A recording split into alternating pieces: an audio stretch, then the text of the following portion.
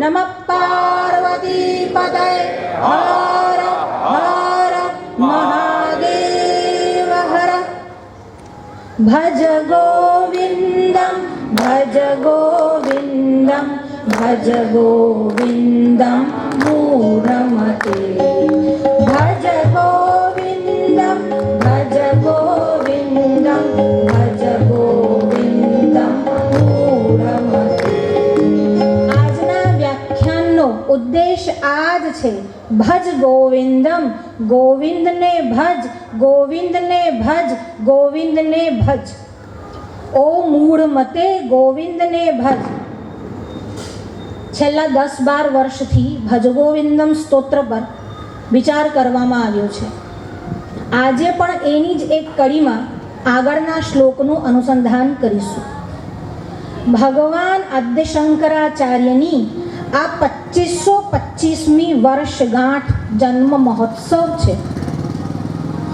જો જયંતી અને પુણ્યતિથિ આપણે ત્યાં બંને મનાવાય છે. જે અવતાર હોય એમની જન્મ જયંતી મનાવવામાં આવે છે અને જે મહાપુરુષો મહાત્મા હોય એમની પુણ્યતિથિનો વિશેષ મહિમા છે. એમનું મૃત્યુ મંગલમય હોય છે એટલા માટે પુણ્યતિથિનો ઉત્સવ ઉજવાય છે. ભગવાન શંકરાચાર્ય શિવાવતાર છે. શંભોર્મૂર્તિશ્ચરતિ ભુવને શંકરાચાર્ય રૂપા. શંભુર્મૂર્તિ ભગવાન શંકર પોતે જ, શંભુ પોતે જ. શંભોર્મૂર્તિશ્ચરતિ ભુવને. આ ભુવનમાં, આ જગતમાં, આ સંસારમાં શંકરાચાર્ય રૂપા, શંકરાચાર્યના રૂપમાં ભગવાન શંકર પોતે જ આ જગતમાં વિચરણ કરે છે, ફરે છે. ભગવાન શંકરને આવવાની આવશ્યકતા કેમ પડી? અવતાર પાછળ નિશ્ચિત કારણ છે. યદા યદા હિ ધર્મસ્ય ગ્લાનિર્ભવતિ ભારત. જ્યારે જ્યારે ધર્મની ગ્લાનિ થાય અને અધર્મનું અભ્યુદય થાય, એટલે અધર્મ આમ પોતાનું મસ્તક ઉઠાવે, ત્યારે અવતારની આવશ્યકતા પડે છે. ભારતીય સંસ્કૃતિ અવતારવાદમાં માને છે અને અવતાર આવે છે. ભગવાન પોતે, ચાહે વિષ્ણુ હોય, શંકર હોય, પોતે અવતાર લઈને આવે છે. અન્ય સંસ્કૃતિઓમાં કે મજહબમાં, સંપ્રદાયમાં અવતારની પરિકલ્પના નથી. ત્યાં તો પુનર્જન્મની પરિકલ્પના પણ નથી. પણ આપણે ત્યાં અવતાર છે. જે ભગવાન પોતે આટલી મોટી સૃષ્ટિનું સર્જન કરી શકે છે, તે ભગવાન પોતે પોતાના માટે એક દિવ્ય શરીરનું નિર્માણ ન કરી શકે? નિર્ગુણ નિરાકાર પરબ્રહ્મ પરમાત્મા છે જ, પણ જ્યારે એની ઈચ્છા થાય ત્યારે સગુણ સાકાર રૂપ લઈને પણ આવે છે. અને શું કામ આવે છે? વિનાશાય ચ દુષ્કૃતામ ધર્મ સંસ્થાપનાર્થાય. વિનાશાય ચ દુષ્કૃતામ. દુર્જનો, જે આ વિધર્મીઓ હોય છે, જે ધર્મ પર કુઠારાઘાત કરે છે, દુર્જન છે, જે પોતાના 3માંથી એકે ધર્મનું પાલન નથી કરતા. આ 3 ધર્મ એટલે વર્ણાશ્રમ ધર્મ, સામાન્ય ધર્મ અને આપદ ધર્મ. 3માંથી એકે ધર્મનું જે પાલન નથી કરતા અને યથેચ્છ વિચરણ કરે છે, યથેચ્છ વિહાર કરે છે અને ક્યાં તો કોઈને પ્રતાડિત કરે છે, પીડિત કરે છે, આવા દુર્જનોના સંહાર માટે ભગવાન અવતાર લે છે. પણ દુર્જનોનું સંહાર એ તો બીજું કારણ છે. પહેલા તો સજ્જન પુરુષોની રક્ષા માટે અને ધર્મની પુનઃસ્થાપના માટે. જો સજ્જન છે જ નહીં તો રક્ષા કોની કરવા આવશે? એટલે સજ્જનોની, સંતોની, બ્રાહ્મણોની, વિપ્રધેનુ એટલે ગાયની, બ્રાહ્મણોની રક્ષા કરવા માટે અને વેદની રક્ષા માટે ભગવાન આ ભૂમિ પર, ભારત ભૂમિ પર જન્મ લે છે. જે પંડિતજીના સત્સંગમાં આવ્યું હશે અથવા પંડિતજીના સમાગમમાં જે રહ્યા હશે, એ બધા જ લોકોને ભગવાન આદ્ય શંકરાચાર્યનો પરિચય પૂરતો છે. છતાં પણ થોડીક એક તમને હું પૂર્વ ભૂમિકા બનાવી આપું. જ્યારે અવૈદિક સંપ્રદાયોની આંધી ચાલી, પાખંડ ધર્મ વધ્યા, કર્મકાંડના નામે બલિ પણ અપાવા લાગ્યા, આમ ધર્મમાં પાખંડ વધ્યો, ત્યારે એક આવશ્યકતા થઈ એવા અવતારની જે આ પાખંડ દૂર કરે અને ધર્મનું સાચું રહસ્ય લોકોને સમજાવે. એ વખતે ભગવાન આદ્ય શંકરાચાર્યનો જન્મ થયો કેરળ પ્રાંતમાં થયો અને કાલડીમાં થયો. વિદ્યાધિ રાજ્ય હતા તે એમના દાદા હતા, શિવગુરુ એમના પિતા હતા અને શિવગુરુ અને અંબિકાને ત્યાં ભગવાન આદ્ય શંકરાચાર્યનું પ્રાગટ્ય થયું. સાધારણ લોકોનો જન્મ થાય છે પણ ભગવાન જ્યારે અવતાર લે છે ત્યારે પ્રાગટ્ય થાય છે, કારણ કે ભગવાન જે છે એ સર્વશક્તિમાન તો છે જ પણ સર્વત્ર છે. જે સર્વત્ર હોય, જે સર્વદેશી હોય તે એકદેશી કેવી રીતે બને?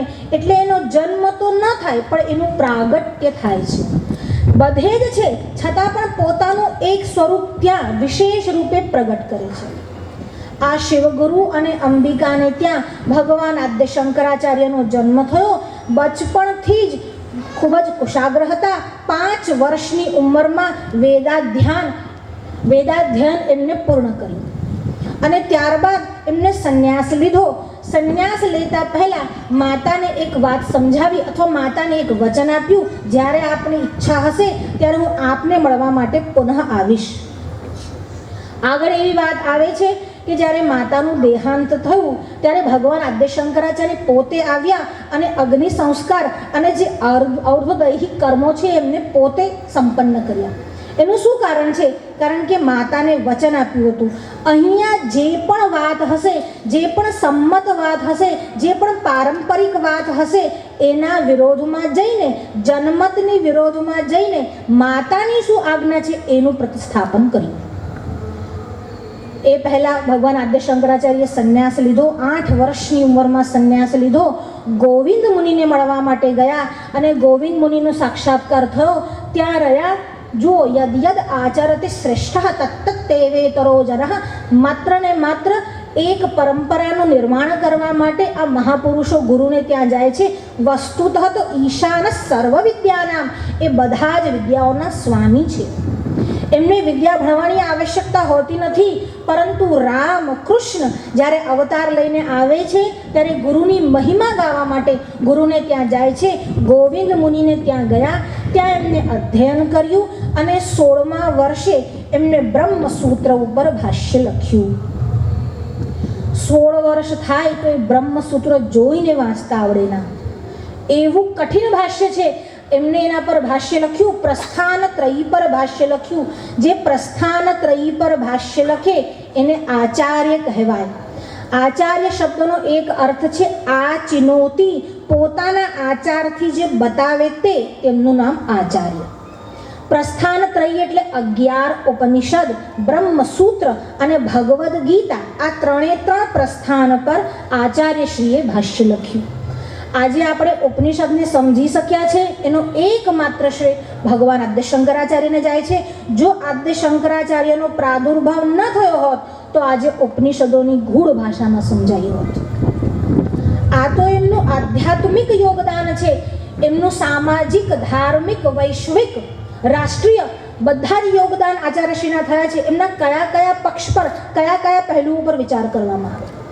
આપણે અત્યારે જે ખાસ વિષય સાંભળવા માટે, વિચાર કરવા માટે એકત્રિત થયા છે કે ભગવાન આદ્ય શંકરાચાર્યનું ભજ ગોવિંદમ સ્તોત્ર, એનું એક નામ મોહ મુદ્ગર સ્તોત્ર પણ છે.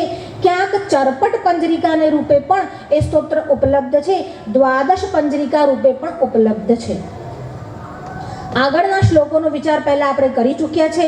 આજે જે શ્લોકનો વિચાર કરવાનો છે, કુરુતે ગંગા સાગર ગમનમ વ્રત પરિપાલનમ અથવા દાનમ જ્ઞાન વિહીન સર્વમતેન મુક્તિમ ન ભજતિ જન્મશતેન ભજ ગોવિંદમ ભજ ગોવિંદમ ભજ ગોવિંદમ મૂઢમતે ભજ ગોવિંદમ ભજ ગોવિંદમ ભજ ગોવિંદમ મૂઢમતે. કુરુતે ગંગા સાગર ગમનમ, એનો સરળ અર્થ પહેલા એકવાર સમજી લઈએ. કુરુતે ગંગા સાગર ગમનમ, ગંગા સાગરમાં જાઓ અને ત્યાં સ્નાન કરો, પૂજન કરો, અર્ચન કરો, વિધિ વિધાન કરો, કરવા જોઈએ, ધર્મ છે. કર્મ પણ કરવું જોઈએ, કર્મ ચિત્ત શુદ્ધિનું પ્રેરક છે. કુરુતે ગંગા સાગર ગમનમ વ્રત પરિપાલનમ અથવા દાન. વ્રત પરિપાલન થાય એટલે વ્રત કરો, ઉપવાસ કરો.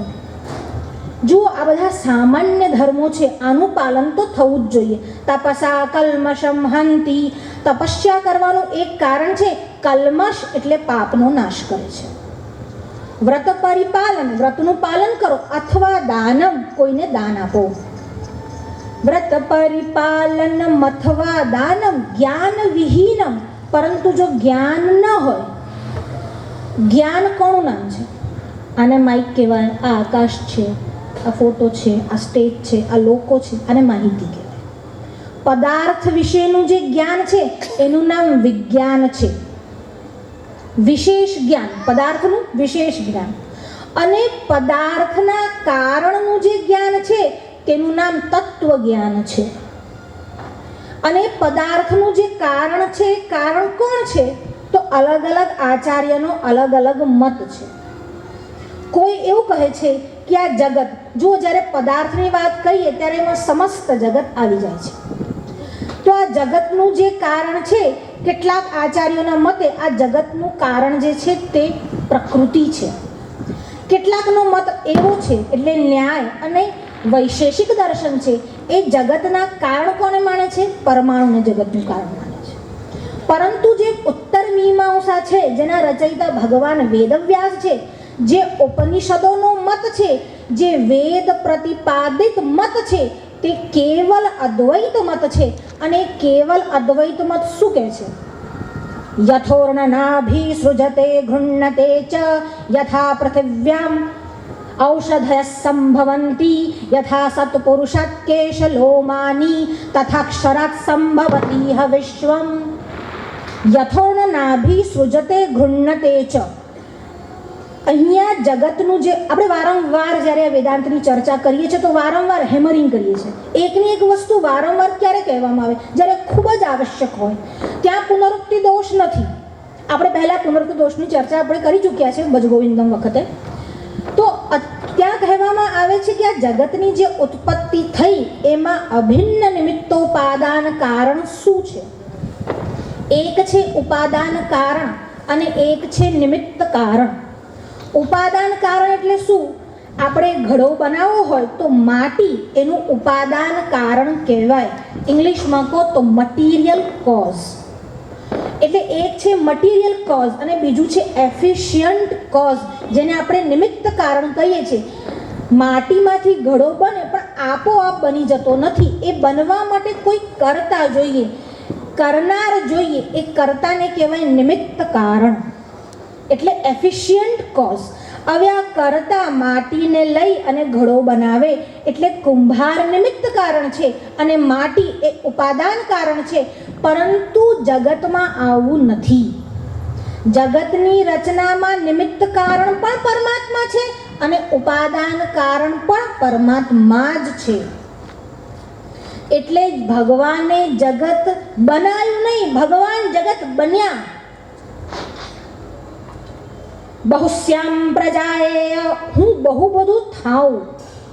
અને એટલા માટે જ ઉપનિષદે શું કહ્યું? યથોર્ણનાભી, જેમ ઓર્ણનાભી એટલે કરોળિયામાંથી. કરોળિયાને જ્યારે જાળ બનાવી હોય ત્યારે સામગ્રી બહાર લેવા જતો નથી, પોતાની જ લાળમાંથી નિર્માણ કરે છે જાળ. યથોર્ણનાભી સૃજતે ગૃહ્ણતે ચ યથા પૃથિવ્યામ ઔષધય સંભવંતી. પૃથ્વીમાંથી ઔષધિ જ્યારે નિર્માણ થાય, જુઓ આપણે ખેતરમાં ઘઉં ચોખાનો પાક કરીએ છીએ. હવે તો ઔષધિનો પણ પાક થાય છે, પણ ઔષધિ આપોઆપ જમીનમાંથી બહાર આવે છે. એ ક્યાંક ને ક્યાંક બીજ સ્વરૂપે જમીનમાં હોય છે. યથા પૃથિવ્યામ ઔષધય સંભવંતી યથા સત્પુરુષાત કેશલોમાની. સત્પુરુષ જીવંત એવા પુરુષમાંથી વાળ અને નખ આપોઆપ ઉત્પન્ન થાય છે. જો આ ઉદાહરણ અહીંયા બરાબર જશે સૃષ્ટિના ઉપક્રમમાં. સૃષ્ટિનું નિર્માણ કરવામાં જેમ જીવિત એવા પુરુષમાંથી વાળ અને નખ ઉત્પન્ન તો થાય છે, પણ એ કેવા છે? જળ છે.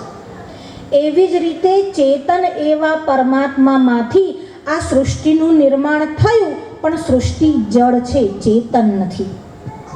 એટલે ભગવાન આદ્ય શંકરાચાર્યએ કહ્યું કે જીવો બ્રહ્મૈવ ના પર, બ્રહ્મ સત્યમ જગન મિથ્યા. બ્રહ્મને સત્ય કહ્યું અને જગતને મિથ્યા કહ્યું. મિથ્યાનો અર્થ અસત થતો નથી.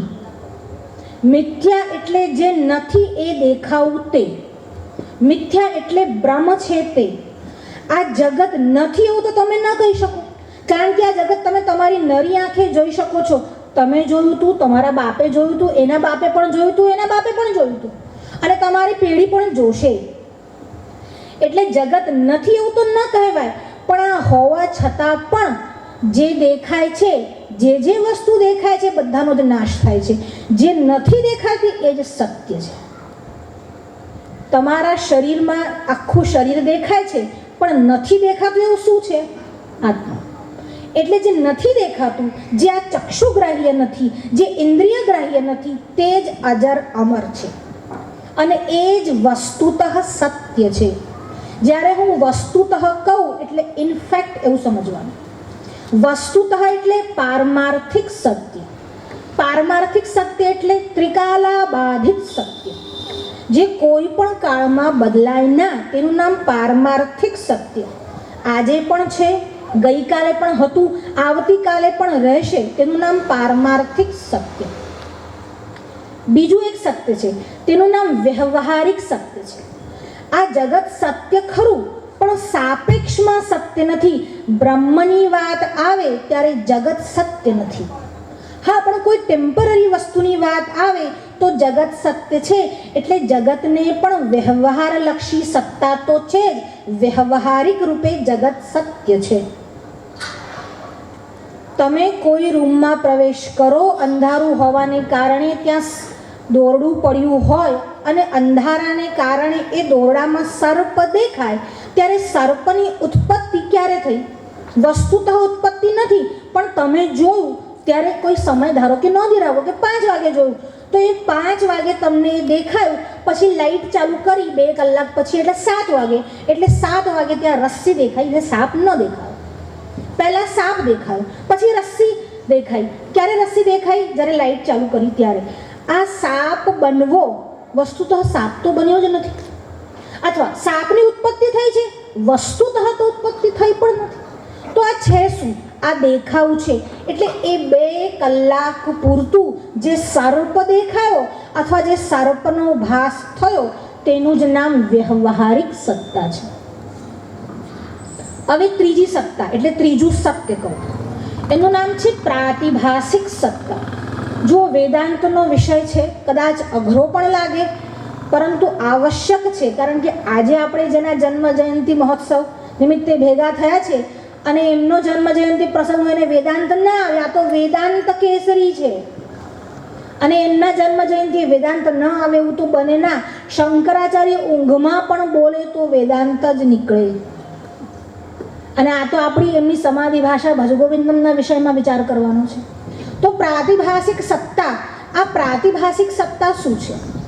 સ્વપ્નમાં પણ એક જગત તમે જુઓ છો.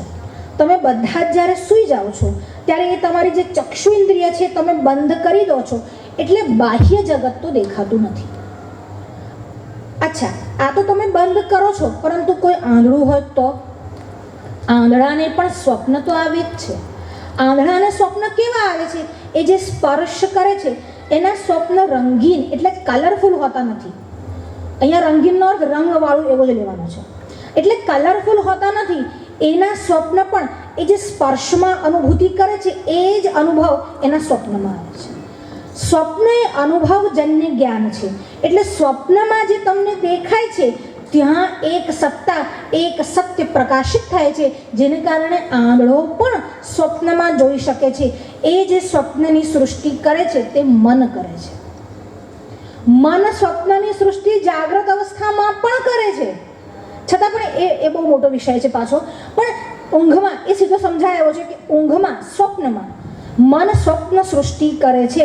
અને આ જે સ્વપ્ન સૃષ્ટિ થાય અને જે જગતનું દર્શન થાય છે, ત્યાં જગત માટે એટલે જે જગતનું દર્શન સ્વપ્નમાં થાય છે તે પ્રાતિભાસિક સત્તા છે.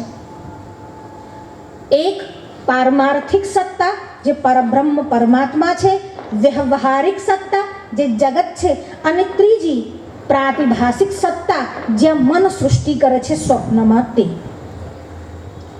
હવે આ બધામાં જ એક જ સત્ય તો છે જ. જાગનારો મનુષ્ય પણ એ જ છે, સ્વપ્ન જોનારો પણ એ જ છે, અને મોક્ષ મેળવનારો પણ એ જ છે. આ ત્રણે ત્રણમાં જે એક સત્તા ત્રણે ત્રણ અવસ્થામાં ત્રણે ત્રણ કાળમાં વ્યાપી રહી છે તે જ બ્રહ્મ સત્તા છે. આ બ્રહ્મ સત્તાના જ વિષયમાં જે તમે જાણો છો તેનું નામ આત્મજ્ઞાન અથવા આધ્યાત્મિક જ્ઞાન છે. આધ્યાત્મિક શબ્દનો અર્થ થાય છે અધિ આત્મા, તમારા શરીરમાં જે રહે છે તે. એટલે એનું એક નામ શારીરક પણ છે, અને આ દેહમાં રહે છે તેથી તેનું એક નામ દેહી પણ છે. એનું એક નામ દેહી છે, એનું એક નામ જીવ છે, એનું એક નામ આત્મા છે, એનું એક નામ શારીરક પણ છે જ, અને વસ્તુતઃ તે પરબ્રહ્મ પરમાત્મા છે. કુરુતે ગંગા સાગર ગમનમ વ્રત પરિપાલનમ.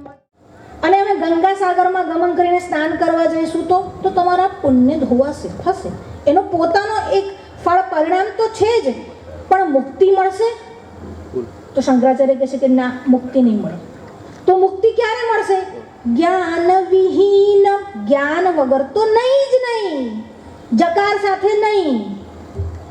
અને એક વાર નહીં, બે વાર નહીં, જન્મ શતેન, 100 જન્મો સુધી ગંગા સાગરમાં સ્નાન કર્યા જ કરો.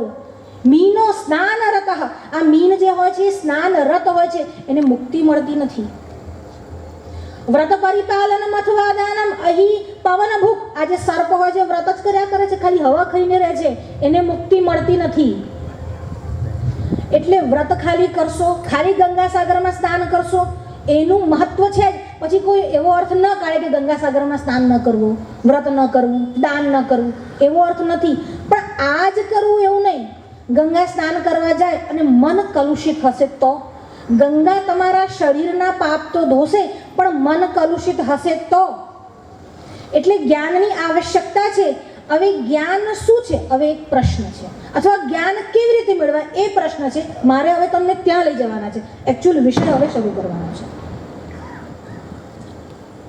बिनु सत्संग विवेक न होई, बिनु सत्संग विवेक न होई, राम कृपा बिनु सुलभ न सोई, राम कृपा बिनु सुलभ न सोई.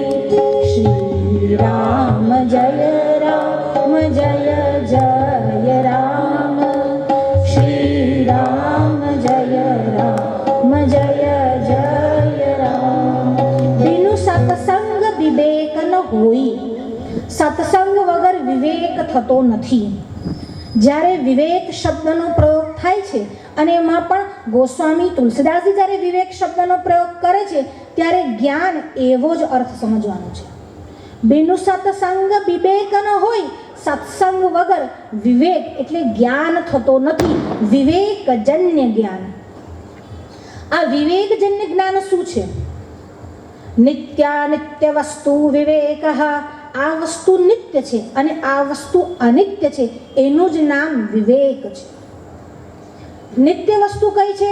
તો કે છે પરમાત્મા એવ નિત્યમ, ખાલી પરમાત્મા જ, બ્રહ્મ એવ નિત્યમ. અખિલમ સર્વમ અવસ્તુ અનિત્યમ. એના સિવાય જે પણ વસ્તુ છે એ બધી જ અનિત્ય છે. આ બેનો ભેદ થયો, તેનું જ નામ નિત્ય વસ્તુ વિવેક થઈ ગયો હતો. આ ખાલી કહેવાઈ ગયો, થઈ નથી ગયો હજુ. થતા તો જન્મો નીકળી જશે. બિनु સત્સંગ વિવેક ન હોય, અને રામ કૃપા બિनु સુલભ ન સોઈ. આ વિવેક થશે કેવી રીતે? એટલે કે છે સત્સંગ કરશો તો વિવેક થશે. અને આ સત્સંગ ક્યારે થશે? રામ કૃપા બિनु સુલભ ન સોઈ. રામજીની કૃપા થશે ત્યારે જ સત્સંગ થાય. બાકી આપણી ઈચ્છા થાય ને સત્સંગ થાય એવું થાય? થાય. આપણી ઈચ્છા પણ રામજીની ઈચ્છા જ છે મૂળમાં તો. એટલે રામજીની ઈચ્છા વગર થાય ના, એટલે હું તો અહીં જ બેસી રહીશ, ભલે અહીંયા સત્સંગ થાય, હું તો ફ્લેટમાંથી નીચે ઉતરું જ નહીં. રામજીની ઈચ્છા થાય તો ધક્કો મારશે નીચે, પણ હું તો નીચે જઉં નહીં. ભલે ના આવે નીચે, ભલે એમના ફ્લેટમાં બેસી રહે, કોઈ વાર એક શબ્દ સાંભળે, એક વાક્ય પણ સાંભળે તો કલ્યાણ થઈ શકે છે. બિનુ સત્સંગ વિવેક ન હોય, રામ કૃપા બિનુ સુલભ ન સોઈ. સતસંગત મુદ મંગલ મૂલા, સોઈ ફલ સિદ્ધિ સાધન સબ ફૂલા.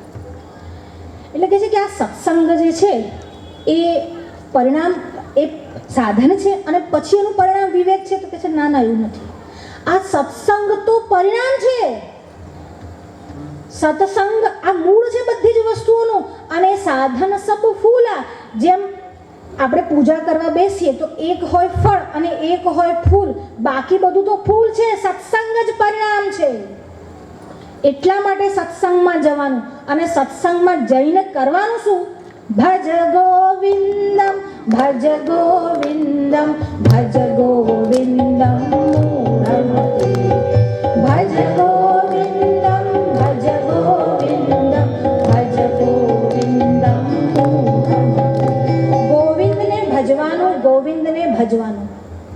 તો કહે છે ગોવિંદને જ કેમ ભજવાનું, અથવા નામસ્મરણનો શું મહિમા છે?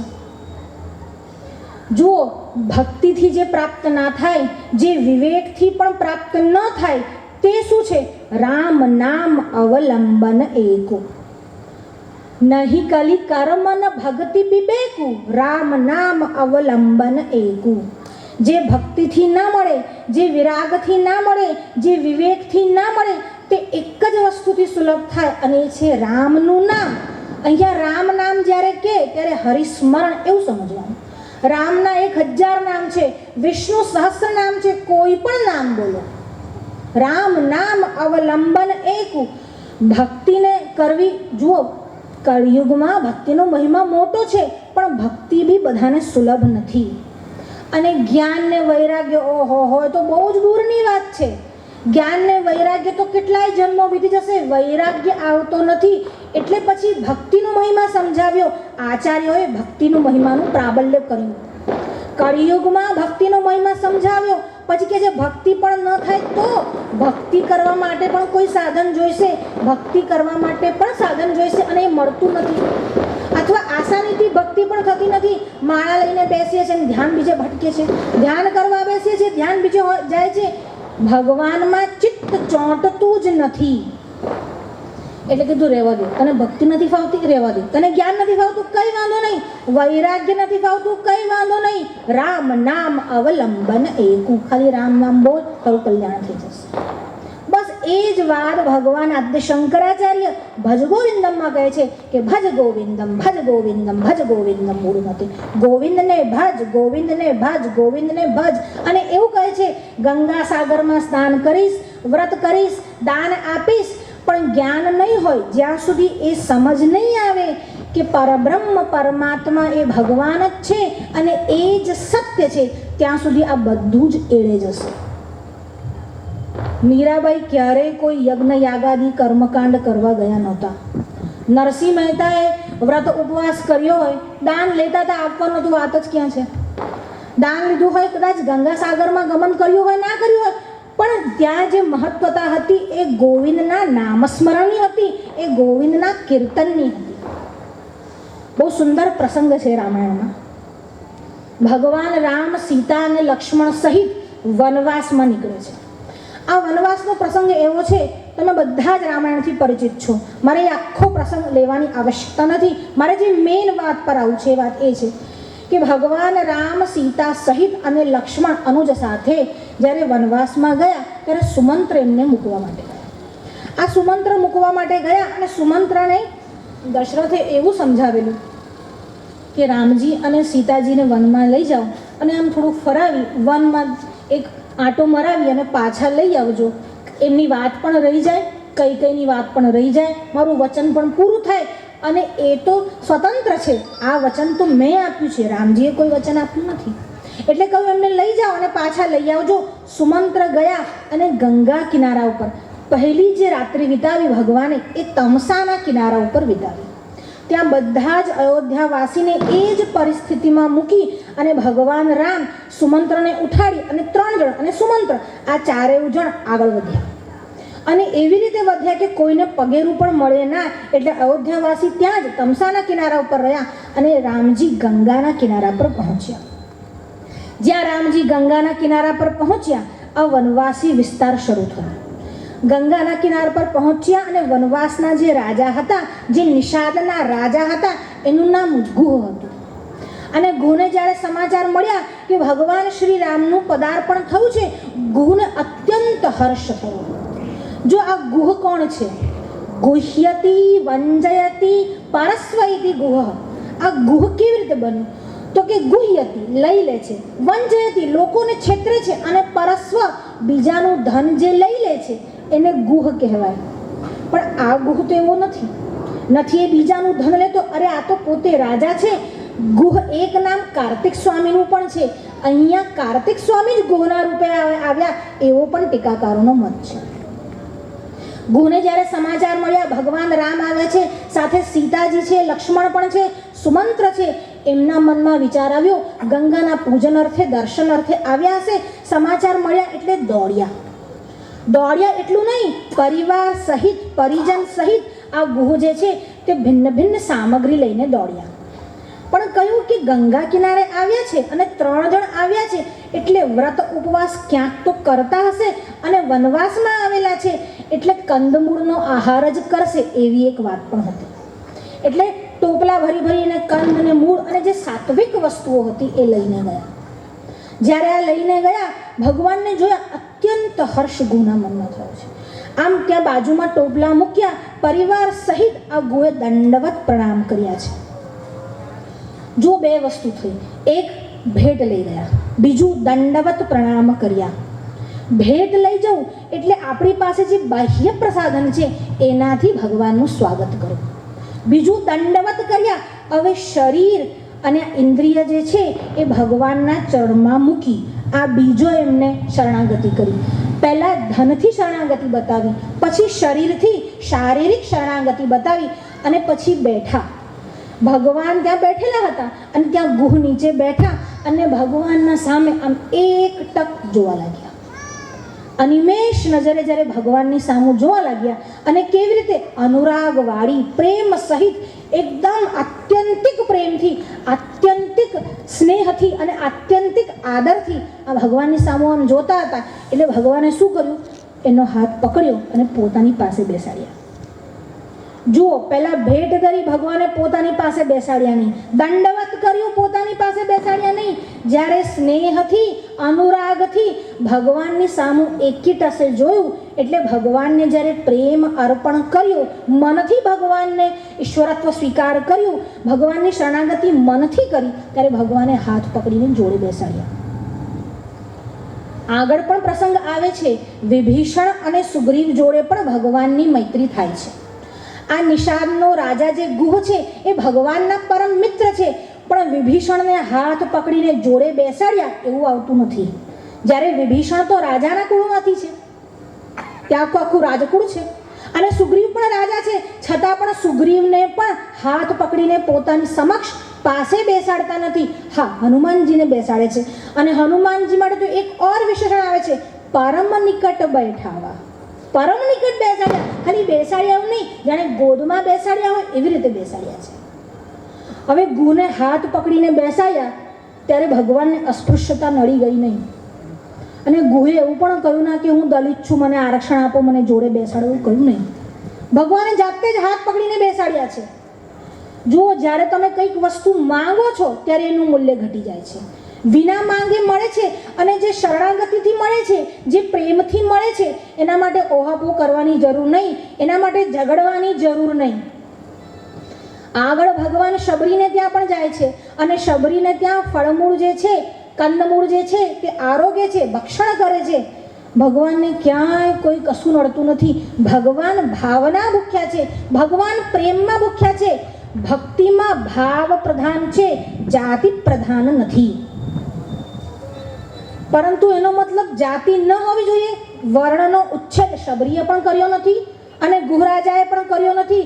વર્ણનું પાલન કર્યું અને છતાં પણ ભગવાનના નિકટ બેસવાનો અવસર પ્રાપ્ત થયો એટલે વર્ણનો ઉચ્છેદ કરનારને મળશે નહીં. પણ વર્ણની આવશ્યકતા વેદાધિકાર માટે છે. જો એ અત્યારે એક બીજો વિષય છે. આપણે અત્યારે ભક્તિની મહિમાની વાત કરી રહ્યા છે. ભગવાને ગુહરાજાને પોતાની નિકટ બેસાડ્યા અને ગુહરાજાને કુશળ સમાચાર પૂછી. જો જ્યારે મિત્ર હોય ત્યારે તમારે એનું કુશળ પૂછવાનું હોય, અને એમાં પણ જ્યારે રાજા હોય, ભલે કબીલાનો રાજા હતો, ત્યાંના વનવાસી વિસ્તારનો રાજા હતો, પણ એને પૂછ્યું તારા રાજ્યમાં બધા સકુશળ તો છે ને? તારા રાજ્યમાં બધા મંગળ તો આચરણ કરે છે ને? તારા રાજ્યમાં પ્રજાને કોઈ જાતનું દુઃખ તો નથી ને? સાથે સાથે રાજનીતિની શિક્ષા પણ ભગવાન ગુહને આપે છે અને ભગવાનના પ્રશ્નના જવાબ ગુહ આપે છે. હવે સંધ્યાનો સમય થયો છે એટલે ભગવાન સંધ્યા કરવા જાય છે અને ગુહ શું કરે છે? ભગવાન માટે જે પણ કંદ મૂળ ફળ છે એ બધું ત્યાં લાવીને મૂકે છે અને ત્યાં સામે કુશના ઘાસ ભેગા કરી અને ભગવાન માટે એક પથારી પાથરે અને ભગવાનને એવું પૂછે છે. આ સામે શિંશપા વૃક્ષ છે. શિંશપા એટલે જેને આપણે સીસમ કહીએ છીએ. આ સામે શિંશપા વૃક્ષ છે. જો આપની ઈચ્છા હોય તો આ શિંશપા વૃક્ષની નીચે આપની પથારી કરી દો. પહેલાં તો ગુહ પોતાને ત્યાં આવવાનું આમંત્રણ આપે છે, પણ રામ કહે છે નગરમાં પ્રવેશ કરવાનો અધિકાર નથી. તમારા ઘરે જઈશ નહીં, કારણ કે ભગવાન દશરથને નીકળતી વખતે વચન આપ્યું છે ગામમાં, પુરમાં, નગરમાં પ્રવેશ કરીશ નહીં અને વચન પાડીશ વનવાસમાં જ 14 વર્ષ રહીશ. એટલે ત્યાં તો મારાથી અવાશે નહીં. ગુહના મનમાં દુઃખ તો થયું, પણ કહ્યું હવે વધારે આગ્રહ કરવાની આવશ્યકતા નથી. ભગવાનના વચનમાં ભંગ થાય એવો આગ્રહ કરવાની જરૂર નથી. ગુહે ભગવાનની ઈચ્છાને માન આપ્યું. ભગવાન સંધ્યા કરવા ગયા. ગુહ ત્યાં સામે પથારી પાથરે છે. શિંશપા વૃક્ષ એટલે સીસમના ઝાડ નીચે અહીંયા પથારી પાથરવામાં આવી અને એની ઉપર જે કુળા પત્તા હતા એની કિસલાઈ એટલે બહુ જેને કહેવાય પાંખડીઓ, કુમળા પાન અને પાંખડીઓને ત્યાં ઉપર બિછાવવામાં આવ્યા. ગંગાનો કિનારો હતો, સીસમનું વૃક્ષ હતું, કુશની પથારી પાથરેલી હતી, ઉપર આમ પાંદડાઓ બિછાયેલા હતા. આ કામ વિભીષણે કે સુગ્રીવે પણ કર્યું નથી. ભગવાનની પથારી પાથરી હોય એવું એક નિષાદે જ કર્યું છે. વિભીષણ ને સુગ્રીવની વાત આપણે અંદર એટલા માટે નથી લાવતા કે આપણે એના કરતાં આમની મિત્રતા વધુ છે એવું બતાવવું છે. મિત્રતા કરતાં જે ગુહનો ભાવ છે તે ગુહનો ભાવ અપરંપાર છે, એ પ્રેમની પરાકાષ્ઠા છે. અહીંયા પથારી પાથરવામાં આવી. ભગવાને સંધ્યા વંદન કર્યું. ભગવાને કેવળ જળનું ગ્રહણ કર્યું અને ભગવાન અને સીતાજી ત્યાં પથારી પર બેઠા. લક્ષ્મણ ભગવાનના પગ ચાપતા હતા. પગ ચાપતા ચાપતા ભગવાનને ઊંઘ આવી ગઈ. ઊંઘ આવવાના ઘણા બધા કારણો હતા. એક તો ગંગાજીનો કિનારો હતો. બીજું કારણ એ પણ હતું આગલી રાત્રે તમસાના કિનારે વહેલા ઉઠેલા અને ભગવાન જ્યાં પ્રકૃતિના સ્વામી છે, જ્યાં પ્રકૃતિની ગોદ મળી ત્યાં ભગવાન નિરાતે સૂઈ રહ્યા છે.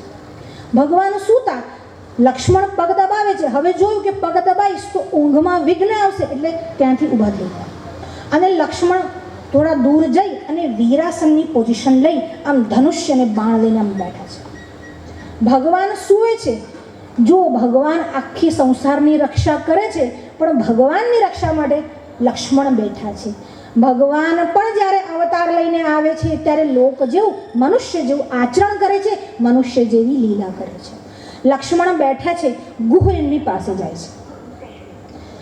ગુહ એક તક ભગવાનને જોવે છે, બીજી બાજુ લક્ષ્મણને જોવે છે અને લક્ષ્મણને કહે છે આપ પણ વિશ્રામ કરો. મેં આજુબાજુ બધે જ મારા સેવકો, સિપાહીઓને તૈનાત કરી દીધા છે અને ભગવાનની રક્ષામાં ક્યાંય બાધા નહીં આવે. આપ પણ વિશ્રામ કરો. એટલે લક્ષ્મણ કહે કે ભગવાન જ્યારે વિશ્રામ કરે ત્યારે મારાથી વિશ્રામ થાય નહીં, એટલે મારે અહીં જ જાગવાનું છે. આ સેવકનો ધર્મ છે. એટલે હું તો અહીં જ બેસીને ખાલી ચોકી પહેરો કરતો જઈશ. હું તો ભગવાનનો સેવક છું. હું તો ભગવાનનો ચોકિયાત છું. જ્યારે લક્ષ્મણે એવું કહ્યું ત્યારે ગુહે કહ્યું જો આપની બાધા, આપના ધર્મ કાર્યમાં બાધા ન આવે તો હું પણ આપની સાથે અહીં બેસું. આપનો સમાગમ ને સત્સંગ થશે. બિનુ સત્સંગ વિવેક ન હોય. આપનો સત્સંગ થશે તો મને પણ એમાંથી પરમ સુખની જ પ્રાપ્તિ થશે. કહ્યું ભલે બેસું. એટલે ત્યાં ગુહ પણ બેઠા. હવે ગુહ અને લક્ષ્મણમાં વાર્તાલાપ થાય છે. જુઓ, તુલસીદાસજીએ 5 ગીતાઓનો ઉલ્લેખ કર્યો છે. એમાં એક શ્રી રામ ગીતા છે, એક લક્ષ્મણ ગીતા છે, એક જ્ઞાન ગીતા છે, એક શિવગીતા પણ છે. આમ ભિન્ન ભિન્ન ગીતાઓનો ત્યાં ઉલ્લેખ થયો છે. અહીં લક્ષ્મણ અને ગુહની વચ્ચે જે સંવાદ થાય છે તેનું નામ ગુહ ગીતા છે. અને લક્ષ્મણ ગીતા પણ છે, કારણ કે ગુહને તો સમજાવ્યું છે પણ લક્ષ્મણ સમજાવે છે એટલે એનું નામ લક્ષ્મણ ગીતા છે. જ્યારે જ્યારે પણ ગીતાનું વહન થયું અથવા ગીતાનો આરંભ થયો ત્યારે સૌથી પહેલા વિષાદ થયો છે. અર્જુનને વિષાદ થયો અને ગીતાની પ્રાપ્તિ થઈ. લક્ષ્મણને આગળ અરણ્યકાંડમાં વિષાદ થશે અને ભગવાન શ્રીરામ કહેશે ત્યારે શ્રીરામ ગીતાની પ્રાપ્તિ થશે. અહીં ગુહને વિષાદ થયો છે અને લક્ષ્મણજી એનું સમાધાન કરે છે. અહીંયા લક્ષ્મણ ગીતા છે અને ગુહને વિષાદ થયો છે. આ વિષાદ શેનો થયો છે?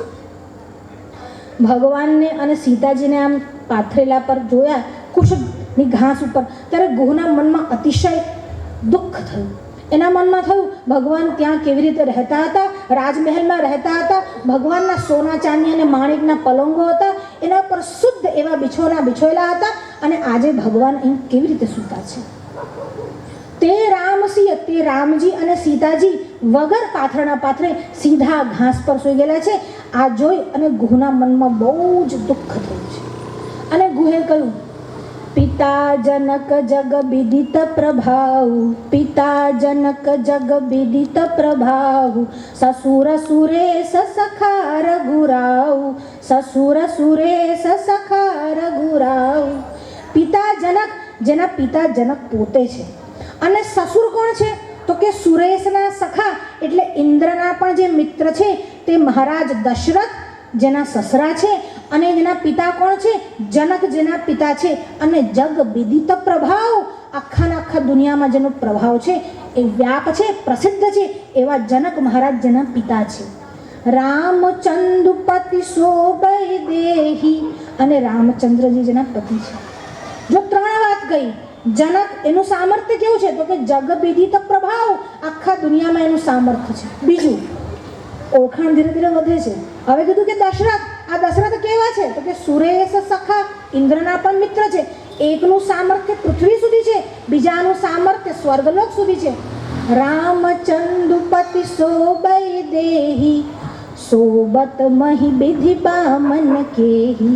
અને રામચંદ્રજી જેના પતિ છે, અખંડ બ્રહ્માંડના જે એકમાત્ર નાયક છે એવા ભગવાન રામચંદ્રજી જેના પતિ છે તે સોબત મહી વિધિ બામન કેહી. અને એ સીતા માતા મહી પર, ધરતી પર સૂતા છે.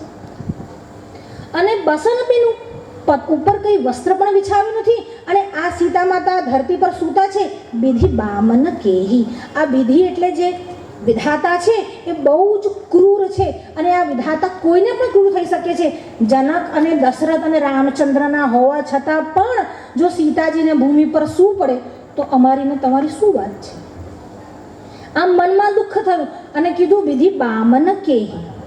આટલું બોલ્યા પછી અટક્યા નથી. અને ગુ આગળ એક વાત કહે છે, આ બધું જ થયું. આજે સીતા અને રામજી જે ભિન્ન ભિન્ન પ્રલોભનો ભોગવવાના અધિકારી હતા, એમને આ સમયમાં, હજુ વાનપ્રસ્થનો સમય તો ઘણું પાછળ છે, એમને આ સમયમાં અહીં આવવું પડ્યું. એનું એકમાત્ર કારણ જો હોય તો કૈકેયી નંદની એટલે કૈકેયી છે. જો 2 વાત કરી છે. હવે અહીંયાથી વિષાદનું પ્રાગટ્ય થયું. પહેલા એવું કહે છે કે સોબત મહી વિધિ બામન કેહી. આ મહી એટલે પૃથ્વી પર સૂવે છે, વિધાતા કોણા વિપરીત થતી નથી. અને પછી તરત જ એવું કહે છે કૈકેયી નંદિની. આ કૈકેયી નંદી, અરે કૈકેયી એટલે કૈકેયી રાજાની પુત્રી કૈકેયી, એના કારણે આમને વનવાસ મળ્યો. તો પહેલું કારણ તો એવું કહ્યું કે વિધાતાને કારણે વનવાસ મળ્યો. અને પછી એવું કહ્યું કે કૈકેયીના કારણે વનવાસ મળ્યો. જ્યારે માણસનું આવું બેલેન્સ થાય, શું બોલવું શું ન બોલવું, શું માનવું શું ન માનવું, શું સાચું છે શું ખોટું છે, આનો ભાવ જતો રહે, આને જે સ્થિતિ કહેવાય એને મોહની સ્થિતિ કહેવાય. અહીંયા મોહ થયો છે. અને જ્યારે મોહ ઉત્પન્ન થાય છે ત્યારે મોહમાંથી ભ્રમ ઉત્પન્ન થાય છે. આ જ વિષાદની પરિસ્થિતિ છે. અહીંયા ચિત્ત ડાવાડોળ થયું છે. ચિત્ત જ્યારે ડાવાડોળ થાય અને એ વખતે સામે કોઈ સંત મહાપુરુષ ન હોય તો શું થાય? એવી અવસ્થામાં 2 વસ્તુ થાય, ક્યાં તો માણસ પડી ભાંગે અથવા તો માણસ આપઘાત કરે. અહીંયા ચિત્તની સ્થિતિ થઈ પણ ચિત્તની સ્થિતિમાંથી ઉગારવા માટે લક્ષ્મણજી સામે છે અને લક્ષ્મણજીએ બોલવાનું આરંભ કર્યું. તે લક્ષ્મણ ગીતાનો આરંભ છે. ગુહ રાજાએ કોઈ યજ્ઞ નહોતા કર્યા. ગુહ રાજા ગંગા સાગરમાં નાહવા જતા હતા કે નહીં એ પણ એક પ્રશ્ન છે. ગુહ રાજા વ્રતદાન કરતા હતા કે નહીં એ પણ પ્રશ્ન છે. છતાં રામજીના દર્શન થયા. રામજીના દર્શનનું એકમાત્ર કારણ રામજીના ચરણોમાં એમનો અનુરાગ, પ્રીતિ હતી. દર્શન થયા પણ હજુ રામ તત્વ શું છે એની સમજ આવી નથી, એટલે મોહ થયો છે. અને આ મોહનું જે સમાધાન કરે છે તે લક્ષ્મણજી કરે છે. બોલે લખન મધુર મૃદુ બાની, જ્ઞાન બિરાગ ભગતિ રસ સાની. અને એ વખતે ભગવાન અને લક્ષ્મણજીએ જે વાણી બોલવાની શરૂઆત કરી તે કેવી હતી તો કે મધુર અને મૃદુ. જ્યારે માણસ મોહમાં હોય, મોહગ્રસ્ત હોય, દુઃખી હોય અને પીડિત હોય ત્યારે તમે ગુસ્સામાં કે જોરથી કોઈ વાત બોલો ત્યારે મજા આવતી નથી. મજા નથી આવતી, એના સમજમાં પણ આવતું નથી અને એ સાંભળવા તૈયાર પણ થતો નથી. અત્યારે ગુહની જે સ્થિતિ છે એ મોહગ્રસ્ત છે. આ મોહગ્રસ્તમાં ખાલી ને ખાલી ભાષણ આપી દેશો તો ચાલશે નહીં, એટલે પહેલાં એને વારવો પડશે. એટલે મધુર વાણી બોલ્યા અને મૃદુ વાણી પણ બોલ્યા છે. દરેક વાણી મધુર હોય પણ સાચી હોય આવશ્યક નથી. કેટલાક લોકોને બોલવાની આદત હોય, ઓહો આમ કરું તેમ કરું, ખાલી મધુર જ બોલે. પણ કેટલાની તો વચનમાં પણ દરિદ્રતા, તો એમની ઘેર જાઓ, આવો આવો એવો આવકાર પણ આવતો નથી. મધુર મૃદુ બાની, મધુર વાક્ય પણ બોલ્યા અને મૃદુ વાક્ય પણ બોલ્યા. અને બોલતા બોલતા લક્ષ્મણજી આગળ બોલ્યા, કાહુ ન કો સુખ દુઃખ કે દાતા. કોઈ સુખ અને દુઃખ એનો દાતા નથી. આ સુખ કોઈ આપે છે કે દુઃખ કોઈ આપે છે એવું છે નહીં. નિજકૃત કર્મ ભોગ સબુ ભ્રાતા. પોતાના જ કર્મના ભોગ બધા ભોગવે છે. કાઉ ન કો સુખ દુઃખ કર દાતા, નિજકૃત કર્મ ભોગ સબુ ભ્રાતા. જો પોતાના જ કર્મો ભોગવે છે અને જો સામે ગુ એવું સમજે કે પોતાના જ કર્મ એટલે રામજીના કર્મ હશે કે આ ભોગવે છે, એવો પ્રશ્ન પણ થાય. એટલે આગળ એનું સમાધાન કરે છે. પણ પહેલાં તો એવું કીધું, કોઈ સુખ દુઃખને આપનારું નથી.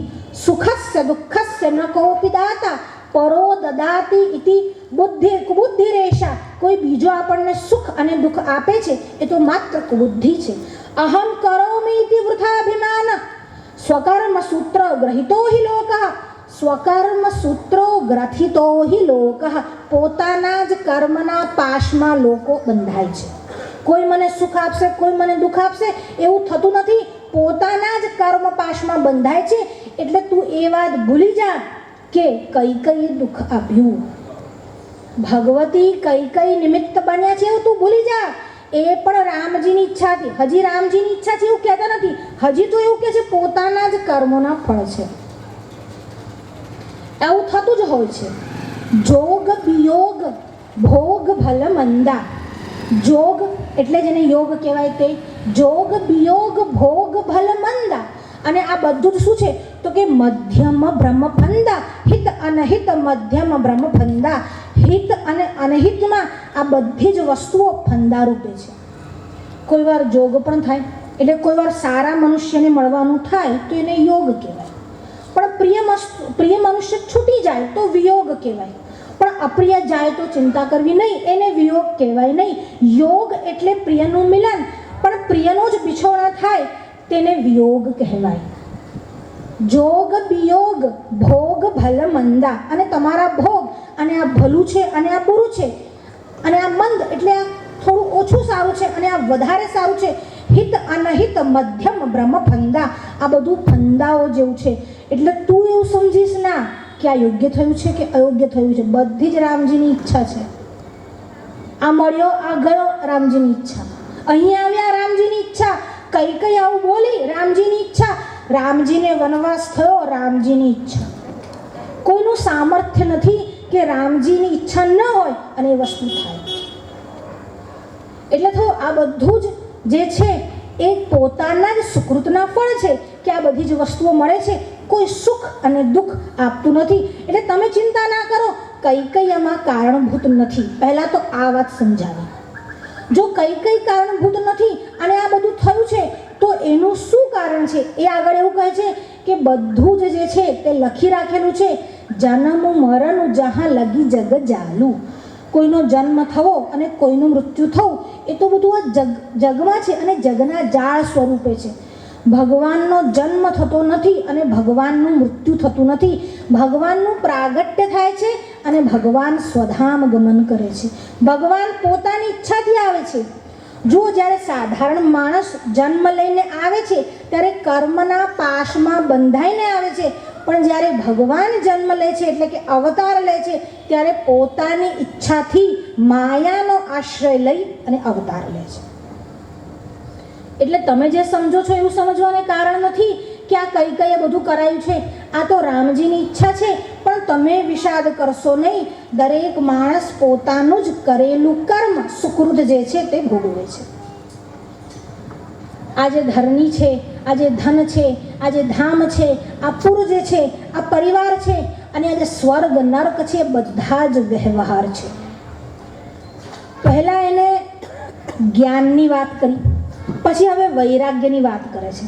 વૈરાગ્યની વાત શું કરે છે કે ધરની ધામ ધનુ પુર પરિબારું આ બધું જ જે છે અને સ્વર્ગ નરક જહાં લગી બેબારું આ બધાનો જ છોડવાનું છે, આ બધાનો જ ત્યાગ કરવાનો છે.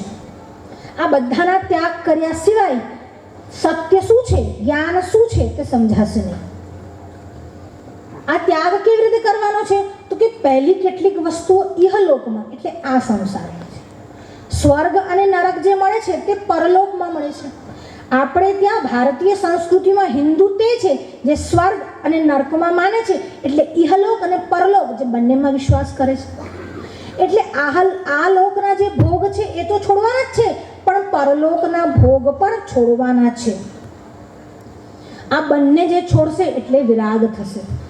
જ્ઞાનવાળી, વિરાગવાળી અને હવે ભક્તિવાળી વાત પણ કહેશે. હોય વિવેક જહાં મોહ ભ્રમ ભાગા. વિવેક એટલે જ્ઞાન ત્યારે જ થશે જ્યારે મોહરૂપી બ્રહ્મ જે છે તે ભાગશે, જ્યારે એ તૂટશે. અને આ ક્યારે તૂટશે? જબ રઘુનાથ ચરણ અનુરાગા. એક જ ઉપાય છે, રઘુનાથના ચરણમાં પ્રેમ સિવાય એનો બીજો કોઈ ઉપાય જ નથી. આ વિવેક ત્યારે જ થશે જ્યારે મોહ ભાગશે. અને મોહ ક્યારે ભાગશે? જ્યારે રઘુનાથના ચરણમાં તમારો વિવેક થશે, તમારો પ્રેમ અને અનુરાગ થશે. જ્યારે અનુરાગ થયો છે, પ્રેમ થયો છે, ત્યારે હવે કહું છું કે રામ શું છે? રામ બ્રહ્મ પરમાર્થ રૂપા. પરમાર્થિક રૂપે જે આપણે પહેલા વાત કરી હતી તે પારમાર્થિક સત્ય. રામ બ્રહ્મ પરમાર્થ રૂપા અને કેવા તો કે અભિગત અલખ અનાદિ અનુપા. આ રામ પારમાર્થિક રૂપે સત્ય છે. હવે આ જે વાત કરી તે જ્ઞાનની વાત કરી, અને એના પહેલા જે કીધું હોય વિવેક મોહ ભ્રમ ભાગા. જ્યારે મોહ ભાગશે, વિવેક થશે ત્યારે. મોહ ભાગશે ક્યારે તો કે રઘુનાથ ચરણ અનુરાગા. રઘુનાથજીના ચરણમાં અનુરાગ થશે. આનું નામ ભક્તિ છે. આટલા નાની ચોપાઈમાં, આટલા નાના વાતમાં આખા 3 વસ્તુઓનો સાર લક્ષ્મણે સમજાવ્યો કે પહેલાં તો જ્ઞાન જોઈશે, વૈરાગ્ય નિર્માણ કરવા માટે ઇહલોક અને પરલોક બંને માટે અનાસક્તિ ભાવ હોવો જોઈશે, અને પછી ત્રીજું કયું? ભક્તિ. અને ભક્તિ શું છે? જેનાથી વિવેક જે છે દ્રઢ થશે, જ્યારે મોહનો ભંગ થશે, અને વિવેક ત્યારે જ આવશે જકાર સાથે. રામ ચરણ અનુરાગા. જ્યારે રામજીના ચરણમાં અનુરાગ એટલે પ્રેમ થશે. બધી જ વાત ભૂલી જાઓ અને એક જ વાત યાદ રાખવા જેવી છે, તે એ રામહિ સુમિરન ગાય રામહિ સંતત સુનિય રામ ગુણ ગ્રામહિ. બધું જ ભૂલી જાઓ. રામહિ સુમિરન, રામનું સ્મરણ કરો. ગાય રામહિ અને રામને જ ગાઓ. સંતત સુનિય રામ ગુણ ગ્રામહિ અને સતત રામજીના ગુણોનું શ્રવણ કરો. એ જ ભજ ગોવિંદમ ભજ ગોવિંદમ ભજ ગોવિંદમ મૂઢમતે. ભજ ગોવિંદમ ભજ ગોવિંદમ ભજ ગોવિંદમ મૂઢમતે. કુરુતે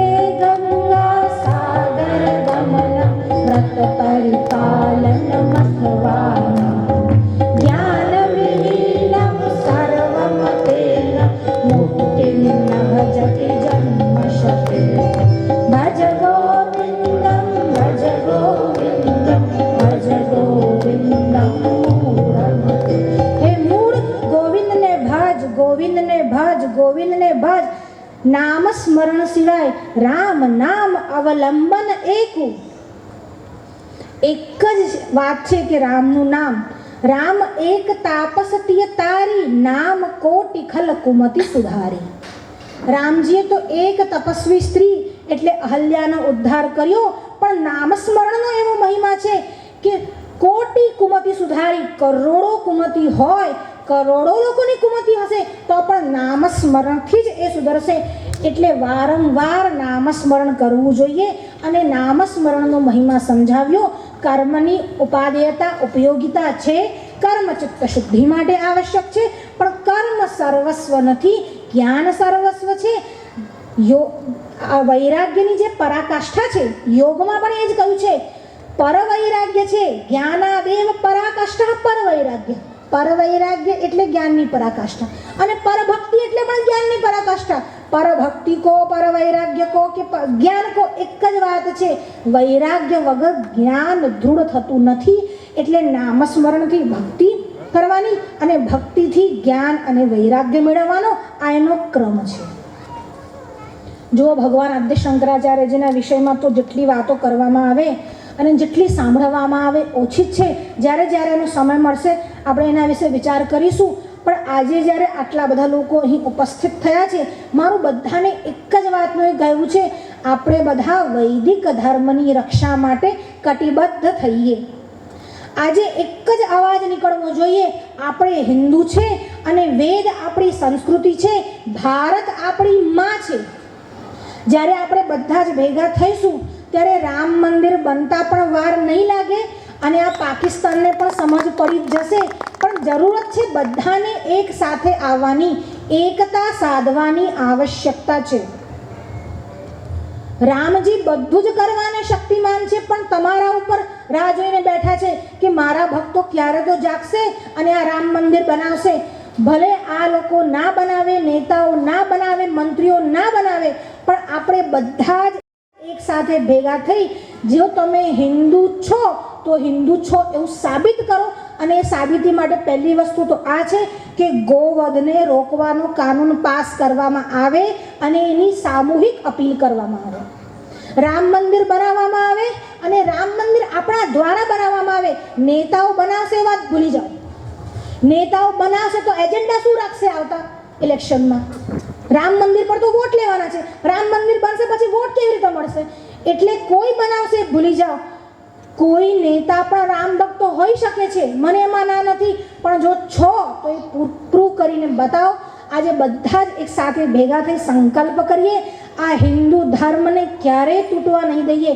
આનું નામ સનાતન ધર્મ છે. તમે છો અને સનાતન ધર્મ ટકશે એવું છે નહીં, પણ આપણે પણ એનો લાવો લઈએ.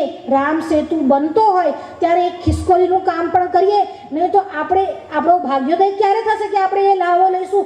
આપણે અવસર ચૂકી જઈશું. શંકરાચાર્યજી તો બનાવશે જ, પણ આપણે સાથે મળીશું તો રામ મંદિર બનશે. આજે હિન્દુઓ એકત્રિત થાય આવશ્યક છે. ભગવાન આદ્ય શંકરાચાર્ય, ભગવાન વેદવ્યાસે જે સિદ્ધાંત આપ્યા છે એને સમજીએ, એક સાથે આગળ વધીએ, વૈદિક ધર્મની રક્ષા કરીએ અને આ પરંપરા જે આપણા ગુરુજીએ શીખવાડી છે એ પરંપરાનું નિર્વહન કરી એક સાથે કટિબદ્ધ થઈએ અને જયઘોષ કરીશું. ધર્મ કી જય હો, અધર્મ કા નાશ હો, પ્રાણીઓ में सद्भावना हो, विश्व का कल्याण हो, गौ माता की जय हो, गौ माता की जय हो, गंगे मैया की जय हो, गंगे मैया की जय हो, गोवध बंद हो, गोवध बंद हो, भारत अखंड हो, भारत अखंड हो, सनातन धर्म की जय हो, सनातन धर्म की जय हो, भगवान वेदव्यास की जय हो, भगवान वेदव्यास की जय हो, भगवान शंकराचार्य की जय हो, भगवान शंकराचार्य की जय हो, सद्गुरुदेव की जय हो, सद्गुरुदेव की